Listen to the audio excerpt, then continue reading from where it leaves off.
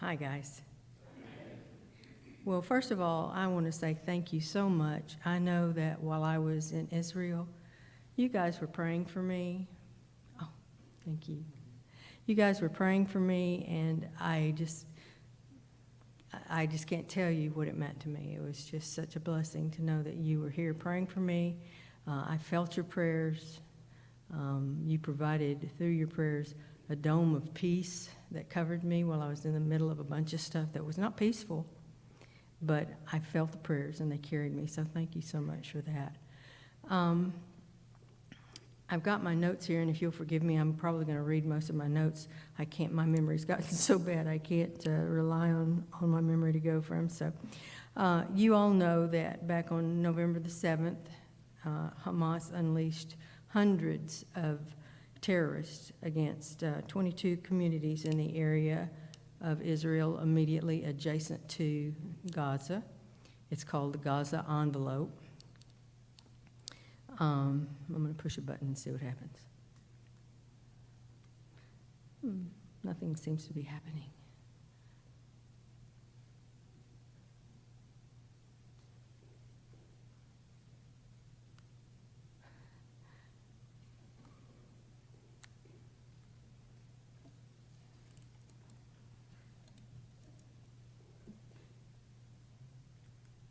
Oh, side buttons, okay. Not the middle button, side buttons. Okay, well, sorry about that. Okay, so the map is showing the area of Israel, the Gaza Strip, which I'm sure all of you have seen this on the news and whatever. So, but the areas that were hardest hit were immediately adjacent to the Gaza envelope there, the Gaza Strip. The town of Sderot is just less than 2 miles from the border with Gaza at the Erez crossing. And a group of young people were also about 14 miles further south from that, involved in a music festival, a rave with an organization called Nova, and it was a supernova. And those were the two hardest hit areas. That was the two largest immediate concentrations of people where terrorists had the most deadly impact. The attack was just really a complete surprise. It was done under cover of a massive rocket attack. The Hamas in Gaza shot multiple hundreds of rockets, and as those rockets were being fired, the terrorists were coming across and under and over the border, over the gates, over the fences. It was the holiday of Sukkot. I'm sure, well, many of you probably will know and remember that Sukkot is the festival of tents, the festival of tabernacles. So there were a lot of people that were either involved in holiday rituals or they were sleeping late or whatever. So there was just no expectation of any kind of activity like this, and they were caught completely off guard. The only defense that was there were small local police departments. The city of Sderot was about 50,000 people before the attack. It's now less than 30,000 people who live there. And so all the little outlying kibbutz and small villages had nothing but 2 or 3 security guards there to protect them, and wave after wave after wave of terrorists coming across. By the time IDF, the military, arrived, over 1,200 people had been killed and over 250 people had been taken captive back into Gaza.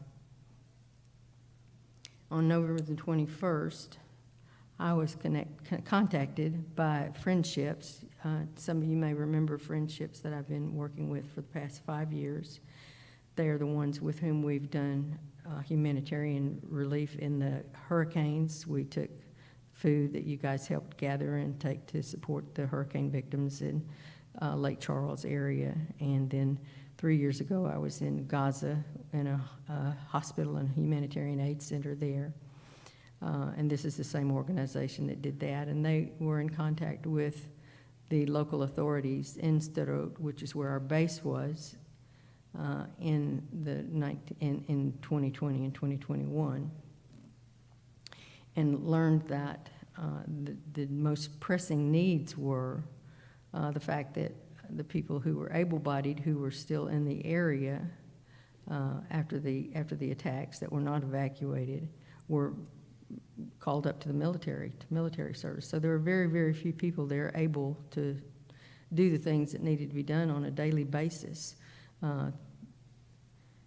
We had things like food rotting in the fields because there was no one there to pick it, trash not being picked up, and of course all the debris from the bombings, and things just left undone when the population was immediately evacuated after the terrorist attack. So I did agree, after being contacted by them, did agree to go and work with that team to see what we could do to help. And as you all know, I'm sure, most of Israel is agriculturally developed now. Yeah. So what we did every afternoon, our team, and I was just part of a team of wonderful team. Myself, a gentleman about, well, younger than I. Everybody's younger than I. But a group of 4 young women, 18 to 20-year-olds, who were there. They just left this last weekend.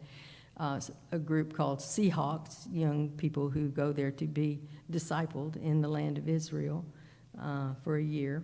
So they went with us, and this group of 6 people, we went into this huge garden. I think you can see it. This garden is the size of 4 football fields, completely enclosed by a tent, and this is one of hundreds and hundreds and hundreds of these gardens, and tented gardens, where irrigation lines are laid out, and every 10 inches or so, 10 to 12 inches, there's a hole, and the water is provided for the rooting of food. One afternoon, myself and this little group of 6 people, we planted 10,670 of those little cabbage seedlings. So our goal was to be part of replenishing the food supplies, because there just wasn't anybody in the area that could do that. The guy that we worked with, the owner, or the one who was responsible for that particular tented garden, his name was Rafi, and he was telling us stories about his experience with the Palestinians. He only has 1 kidney now because he hired a Palestinian to come and help him in the gardens. And on the 3rd day, the Palestinian came up behind him and stabbed him repeatedly, trying to kill him, and destroyed one of his kidneys. So the ongoing battle with the Palestinians is a terror in itself, just a very, very difficult thing. So we were able to work in the fields and to help do a lot of different things.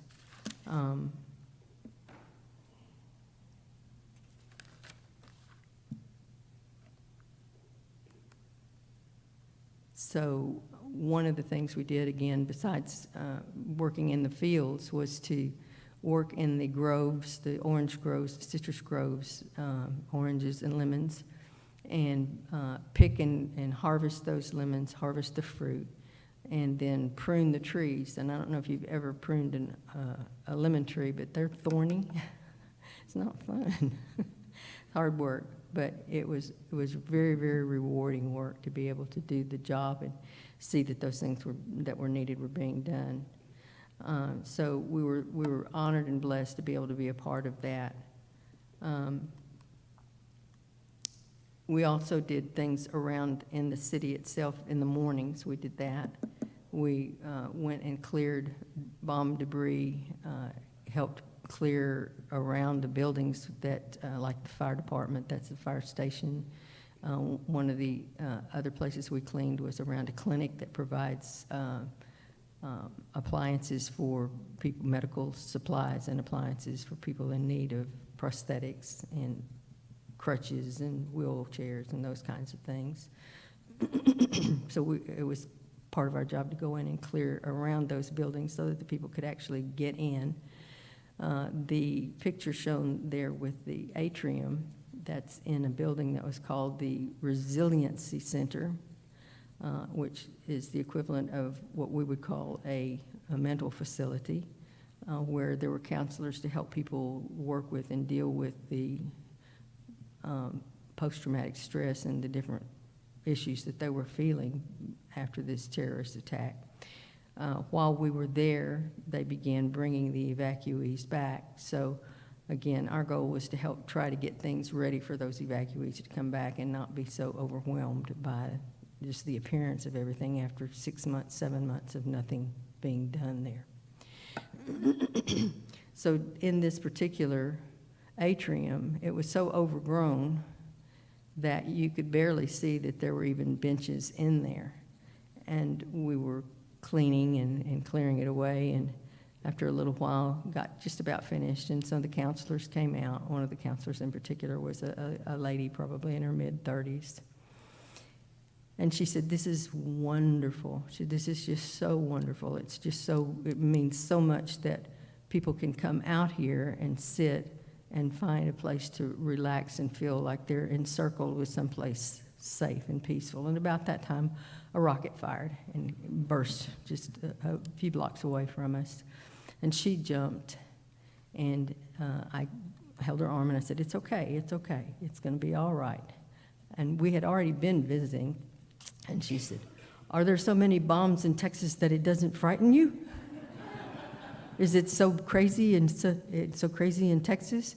Well, and she said, "Is Texas so wild that it makes you feel peaceful here? You feel peaceful here?" And I said, "Well, my peace doesn't come from Texas. My peace comes from somewhere else." So unfortunately, the organization that was working with at that time, Friendships, had been told that they were not allowed to proselytize, that they were not allowed to share their faith, that if they were found sharing the gospel, that their permit to be in the country could be revoked and they would have to leave. So we were only allowed to share any hint of what we were doing and why we were doing it when they asked a direct question. But when they did, we were free to answer that question. So we had some opportunities to do that.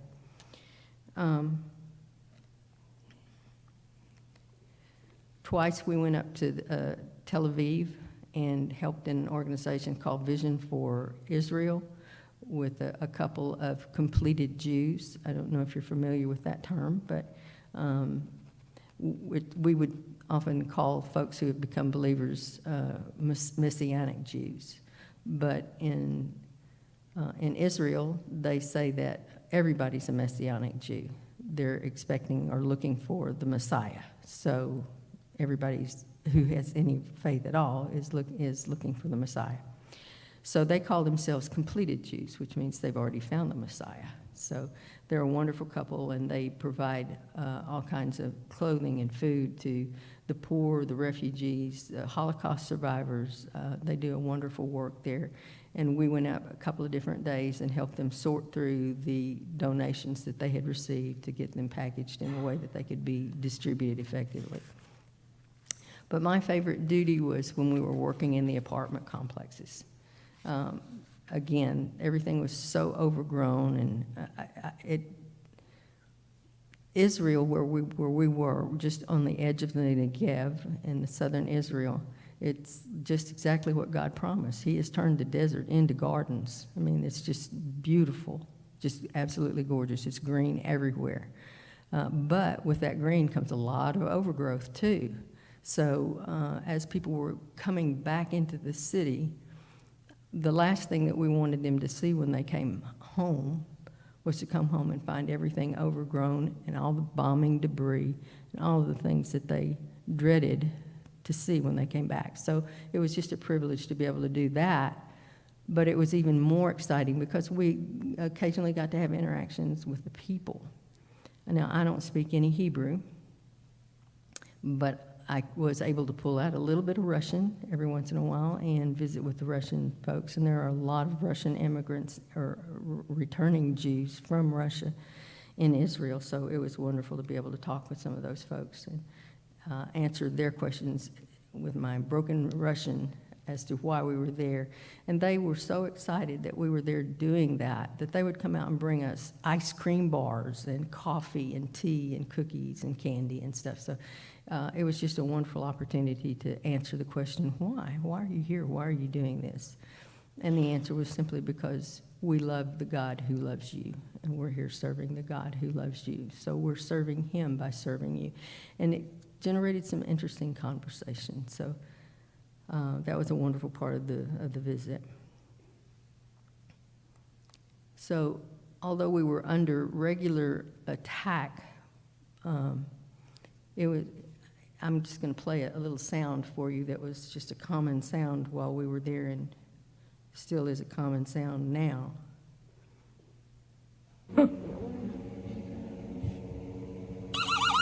Seva Adom. Seva Adom. That one must be a drone. It's worse. When that alarm goes off, you have 5 to 15 seconds to get inside the bomb down. shelter before the rocket hits. And they only go off in your immediate vicinity. They track your phone, so they know where you are. And if your phone's going off, you better take cover. Those were going off the whole time I was there. You don't hear that in the news. You don't hear about that in the news. But they were going off the entire time.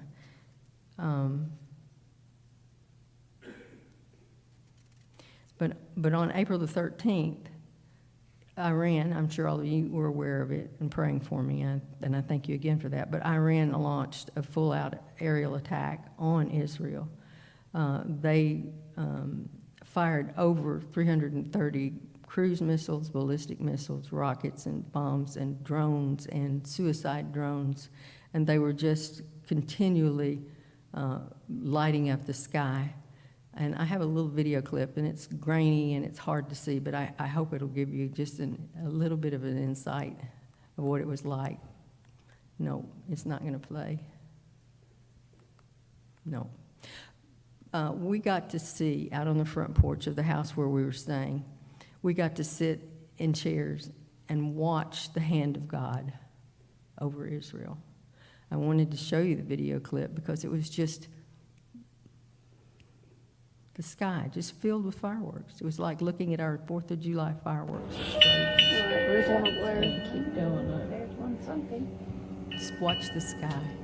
Oh wow, look at that. Oh, there we go. Ooh. Ooh. Butt itching.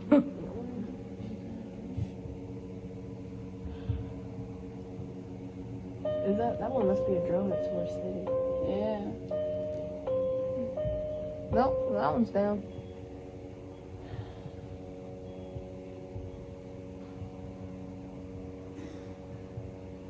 Whoa. Got him. That's good. Look how hot those pieces are. Yeah. Wow.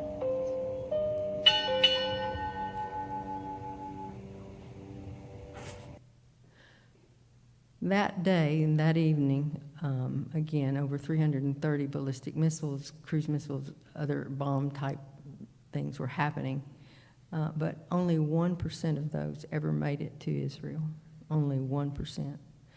There's a physicist there who works on the defense system who said a 90% protection rate is our absolute best hope for outcome.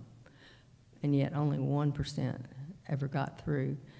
Actually, Iran had more damage from the rockets they shot at Israel than Israel had from any of the rockets they shot at Israel. Their missiles blew up in the silos, their missiles spun and then hit in Iran.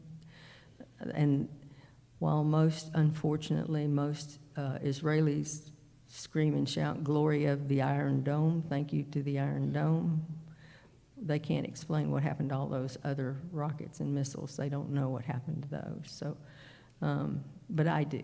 I watch the hand of God. And it's just something I can't express strongly enough. It was such an incredible, amazing blessing to see that happen. Last week, or maybe it was 10 days ago or so, there were still these 5 American citizens being held by Hamas 5 bodies were just released in the last couple of days by Hamas, that people who were believed to be hostages who were actually already deceased and carried already deceased into Gaza by Hamas. So I just want to encourage us to remember those hostages. This picture is probably one of the most expressive of what I saw while I was in Israel. I saw the misery, the pain, the suffering of those people not knowing what's happened to their loved ones, not knowing what's happening to them, not knowing if they're dead or alive, just knowing that they were there one minute and gone the next and believed to be held by Hamas. And their pictures are all over the place. You can't walk into any subway. You can't walk into any airport. You can't walk in anywhere without finding wall after wall after wall of pictures of the hostages. But did you know that only 44% of all of Israel in a 2023 poll, 44% of the people of Israel, not including the Muslim population, the Arabic population, 44% of the people in Israel claim to have no religious affiliation at all, none. Only 18% of all Israel claims to have any kind of relationship or belief, faith in God of any kind. This woman is, to me, the picture of the real hostage. She's as much a hostage as those people pictured on the wall, because she doesn't know the God who created her. She's handed her life over to the gods of Egypt. You can see the tattoo on her arm, the Ankh, divinity, eternity, divinity symbol on her arm. She doesn't look for a Messiah. She is lost, and she's as much a hostage of the enemy of God as anybody ever. And I just ask you to know that even now, even while we're here, sitting here in this wonderful church, there are hundreds and hundreds of thousands of Israelis that don't know the God who created them. They certainly don't know Jesus Christ who died for them. They need our prayers. They need God to open their eyes, open their spiritual eyes, that they would come to Christ. And that's the message of my trip. That's the message I bring back from Israel. People are dying, not just at the hands of Hamas or Hezbollah, who continue to bomb them constantly. They're being bombed from every direction, from Syria, from Lebanon, from Gaza. They're under constant attack, and they're dying, and they're going to die. And then what? Then the judgment. I just beg you, I ask you, please pray that God would open the eyes of Israelis and bring them to himself. Thank you. Thank you for your prayers for me.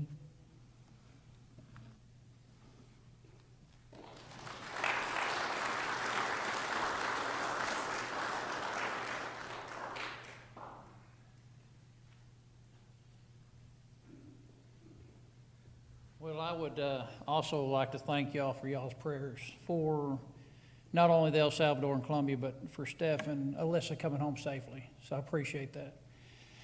My adventure was misunderstood at first because I do a lot of building missions. And so I'm thinking that, from now on they're going to send me to do building missions. And boy, was I wrong. So they asked if I'd come on this BMMI with them, because the terrain of where we were going into is a lot of hiking, a lot of jungle terrain. They were trying to bring an all-guy group because we'd have to shower in the rivers. We'd have to, fish for own, eat, fish for own food, which is piranhas. And it was quite interesting for a guy who thought he was a country boy. And so, right off the bat, you see how useful I am. I'm counting pills. Well, come to find out that is a very serious job, by the way. Okay, somebody's got to do it. And so we started counting pills. We stopped at a little city in the port of Inaridia, which we didn't plan on doing a building mission there, a medical mission, but since there were so many people that already heard of us coming, they already started gathering in a basketball court. And so they asked us if we'd go ahead and do a medical mission there, which we ended up spending 2 days there. And we've seen over 300 people in that there. Now, I found out my real mission when I was there. So Dr. Ladd's real bad about throwing me out with a bunch of kids all the time. But apparently they just felt that off of me. So they just handed me a bag of candy when I was there and wanted me to go out and start playing with the kids and sharing the gospel with them, which is incredibly difficult because these are Aborigines. These are people there's about 5 different languages we dealt with while we were there. And some of them, nobody could understand them at all, and they would be actually just befriended by everybody because nobody could understand them. And so this little girl right here, she stood by me for about 4.5 hours because she was hoping to get another piece of candy in the middle of me counting pills. And I gave it to her. I'm not going to lie. I broke the law.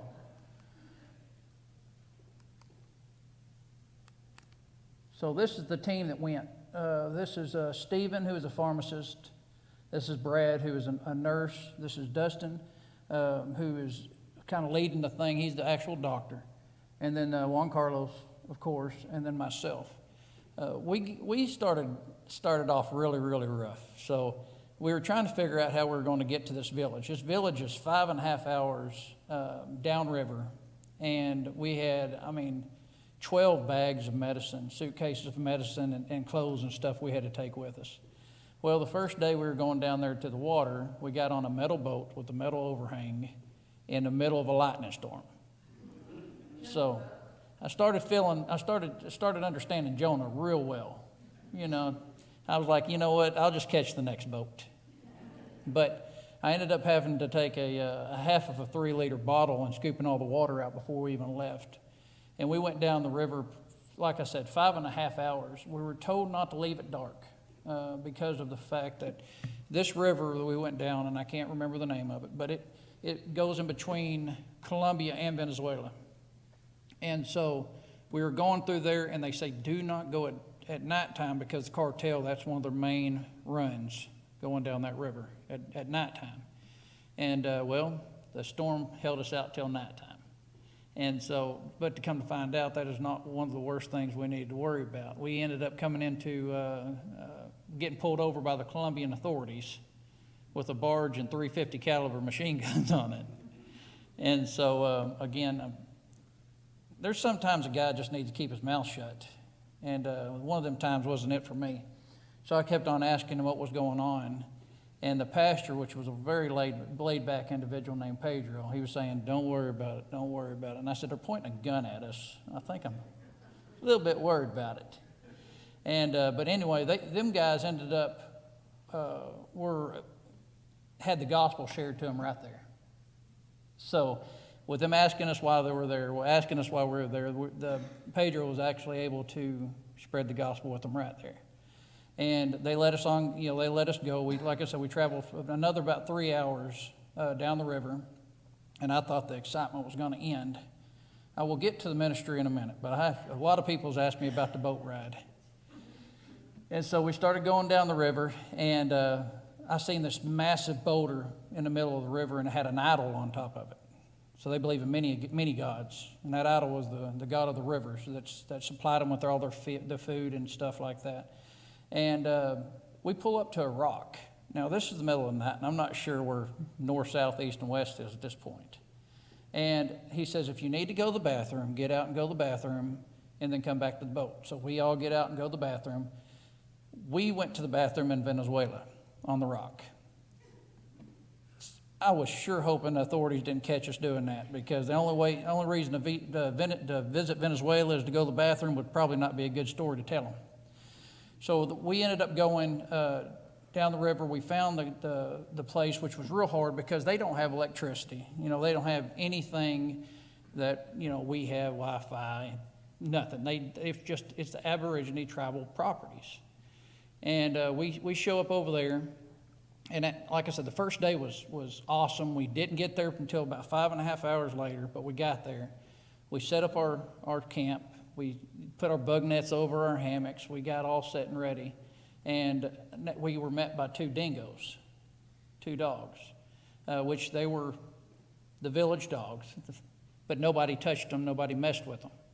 And they told us when we were getting our hammocks, if we see somebody around us in the middle of the night, it wasn't one of them, and we need to be concerned about it. But the dingoes would let us know real quick.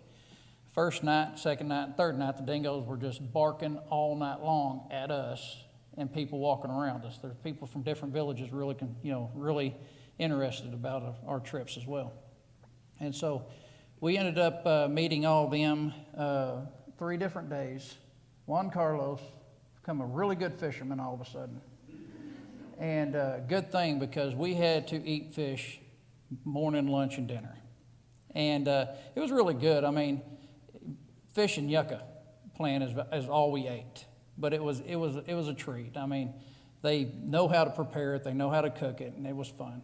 Juan Carlos was really, I felt bad for him at first because he can't really understand English real well, but he can speak Spanish real good. Well, he was going into Aborigine places where they don't even speak Spanish. And so he had a tight-knit group, but man, did he really excel. He grabbed a hold of them people, and he could tell about the rash they had on their arm or symptoms they had, and he was talking to them through just his intelligence through it all, which was really inspiring. Some of these people that we've met were very interesting because of the fact that some of them had 2-year-old kids that they didn't even have names. And so I was asking them why they didn't have names, and they were telling me because most of the time their kids don't live to be 2. And so they weren't going to name them until after they turned 2 years old. And some of the people walked 3.5, 4 hours just to get to the clinic, through the jungles, through the rainforest. Well, this particular area in Colombia is known for jaguars, real bad. So the older ladies would be carrying around like a butcher knife, like that long, with their grandkids. And so I felt like I was in an Indiana Jones movie, really. It's pretty awesome. And so, the translating, this is John Michael's son with the glasses. He was translating for us because he's fluent in Spanish. But he couldn't understand their language because, again, they spoke about 5 different tribal languages. And a lot of Aborigines met us in the port of Inaridia. Most of them snuck over. We were dealing with a lot of Venezuela people. Not very many Colombia people because the Colombia people, they would stay in the port and further up. But the Venezuela side, they are down to about nothing. The government has about choked them completely out. And so they're trying everything in the world to try to get either free medical or food. And so we were dealing with most of them. This is the metal boat we were on. It wasn't no wider, about 4 foot. And they had 22 people on that boat on a 25 horsepower Johnson. So it was quite interesting. And this is with me with the candy. Of course, all the kids, I'm popular, very popular with them. And so I was able to talk to them and their brothers and their sisters and to, sharing the gospel with them and stuff like that through some cards that we had. We were able to, they could identify the whole gospel through these cards. And that was actually prepared by a pastor out of the port of Inaridia. And he's very passionate about the gospel, but he lived over there. And he'd go work at the port, and then he would come back. Well, he ended up planting a church in the port of Inaridia, but he didn't ever have any buildings or anything that he could afford to get. Somebody gave him 4 acres on the outskirts of Inaridia, but it was in swampland, so he couldn't build nothing on it. And one of the last days we were there, we were walking into the hospital because they wanted to see us and they wanted to see what we were bringing to this village. And so we were telling them about the medicines and stuff like that. And the doctor was so impressed, he gave that man 4 acres in the middle of town while we were there. And so that morning he asked us to pray that he would find a resolution, and he found one. And so that's John Michaels right there. That is the mission director of that area. A bunch of these kids we had to pull to the side because they were looking through our stuff and also looking through the medicine, which I've gotten pretty used to that doing some of the medical missions I was on. So I know I need to take the kids away and play games with them. Well, one of the games that we brought was just a simple football. And they've never seen a football. They've never seen a soccer ball. They've never seen any kind of ball. And so they were throwing the ball at me as hard as they thought, hard as they could, because they thought that's how you play the game. And so I started throwing it hard back at them.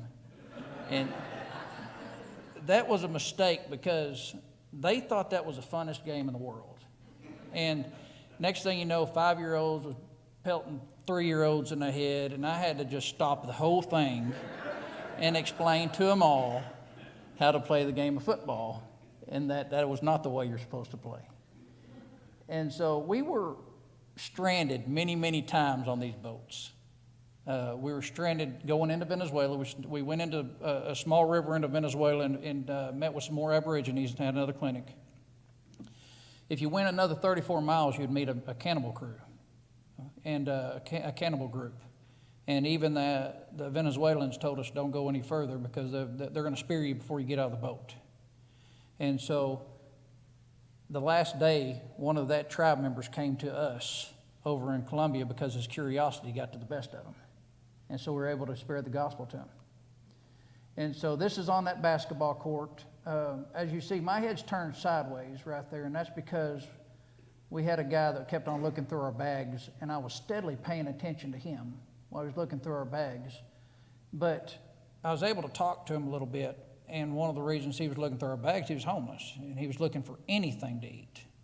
And so we were, instead of attacking him with any kind of harsh judgment, just talking to an individual, it'll teach you a lot. And so this is, again, this is the same. This is Port Veneridia. This is in Venezuela here. Venezuela is interesting because down the furthest part to the river, they have electric lines. They have electric poles all the way down there. 20 years ago, the Venezuela government gave them power. And then 8 years later, took it all away from them.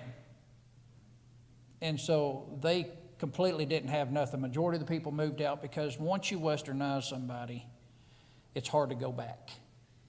And so a lot of them lost their family going back. This is me playing football. And that kid ended up taking my football. And so, which was great. I brought it there to leave. But I actually taught the others to play football through this young man right here, who was actually in that town of Venezuela that we went to visit. And he almost drowned, actually, coming over to visit us because nobody would take him over to where the clinic was. And that river is at least probably about a mile wide. And so this is the doctor playing football as well. As you would probably understand by if you've ever studied the Aborigines or any of the tribal, there's nothing that's out of the norm. They go to the bathroom in front of you. They breastfeed in front of you. I mean, it's just an everyday thing. And one of them asked me to hold his child and burp it for him right after she got done. And I was still in awe about the situation around me at the time. But we had a Bible study every morning, and we just asked God just to prepare us for the next situation we were going to run into, because we were not only fighting with having to take baths with the piranhas or having the jaguars outside of the tree line. We were also dealing with the actual gorillas, Columbia gorillas that were around. And they would go inside and they would just completely devastate a village, and then they would leave. And so we actually had 3 guys stay up all night long watching out for us the whole time we were there, which was pretty awesome. And so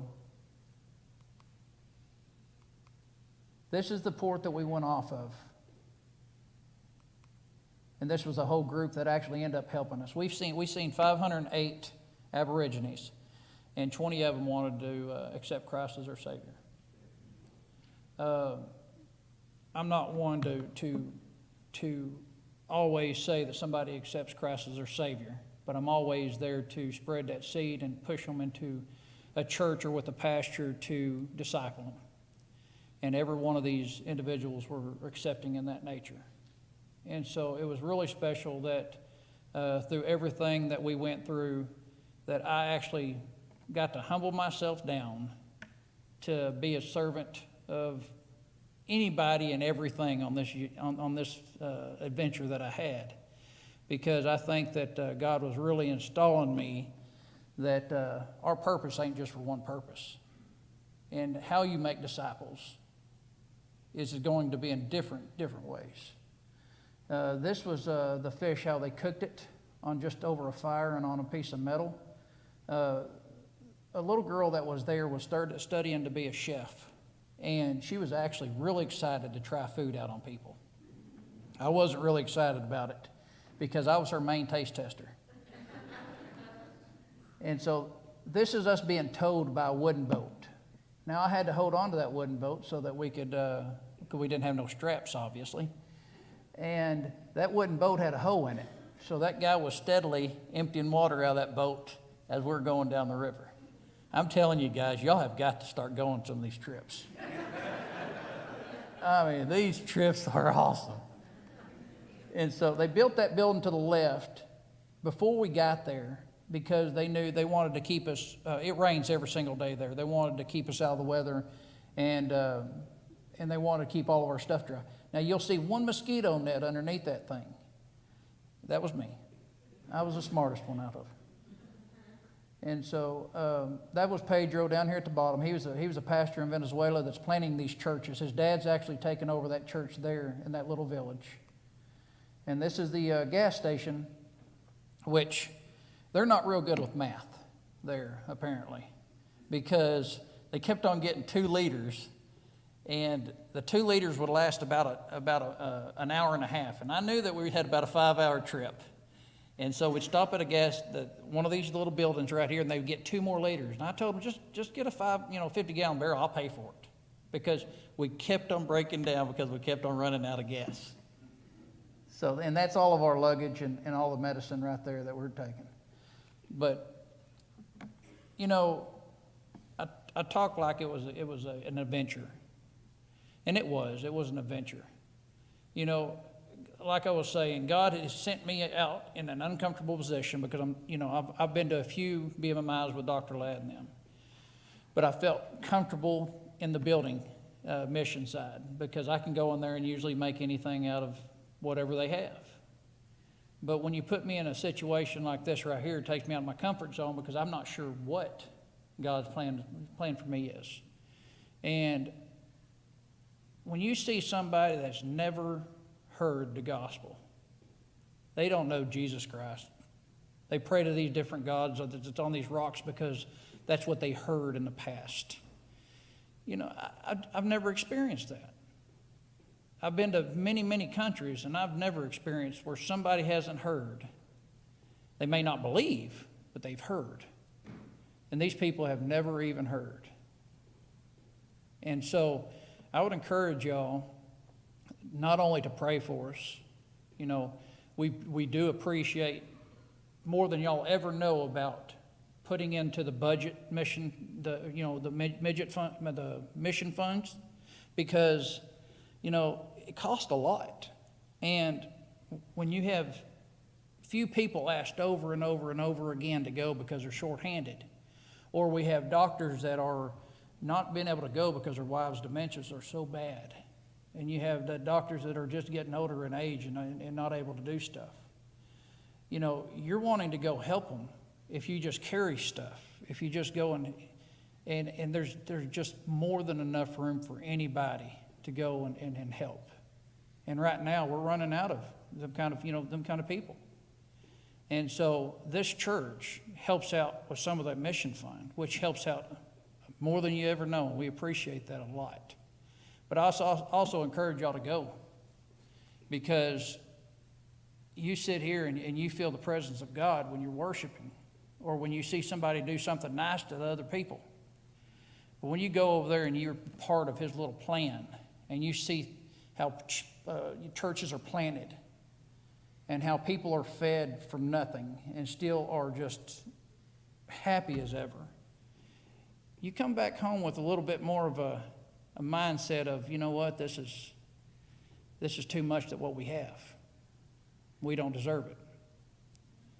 And so, fortunately, I was able to take some of my kids on some of these adventures with me. You know, Steph is really, really on board with mission work these days. But I wanted to really fit that in there because we are losing people who want to go through ailments. We had one guy pass away on us this year. We had Steve, which is a great guy.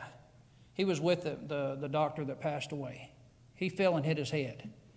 The man is up there dizzy, almost wanting to throw up every single day, but he's wanting to be able to serve because there's really not enough people to do it. So I'd encourage you to go because it is an adventure that you would never expect. So thank y'all.